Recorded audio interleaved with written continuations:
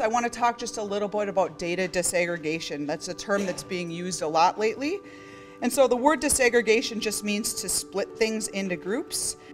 How are an individual's or group's characteristics related to their outcomes? And in many cases, a broad racial or ethnic category that's used by the US Census Bureau just doesn't give us enough information to help understand complex social issues. So if we just use broad race categories, we could sometimes, in fact, inadvertently reinforce stereotypes. So for example, when we look at race compared against many health behaviors, for example, eating habits, we see that on average, people from different racial groups do have different behaviors, some of which are considered healthier than others. But that doesn't help us understand why people from different groups behave differently. So if we learn more about social determinants of health, such as the communities that people live in and how that provides access to healthy food or not, or access to safe housing and other things. In addition, learning about more nuanced data from cultural background can help us understand traditional healthy lifestyle practices and eating behaviors and choices that people made before they either came to this country or before they were colonized in this country. And that can help us to understand potential solutions to these problems rather than just continuing to observe that these persistent disparities exist.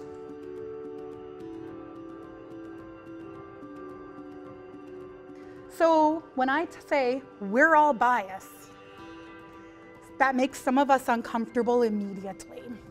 Because a lot of times when we hear those words, we think somebody's calling us racist or sexist or homophobic.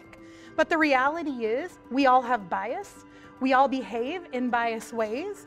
How do you know what line to get into at the supermarket? We all have a way that we do this. We probably don't even think about it, but we know the one or two people we will never get behind. And for all of us, we laugh because we know who that is, and you could probably write it down. But that's different for each one of us because it's based on our own experiences. Stereotyping is when we start talking about people. We start talking about groups of people. So this is any thought widely adopted about specific types of individuals or certain ways of behaving intended to represent the entire group of those individuals or behaviors as a whole. So our brain sees a pattern. We begin to reinforce that through stereotypes. So we might think something is the way that it is. We begin to look out in the world and see that, yep, that is in fact reinforced. And so that's what stereotyping is.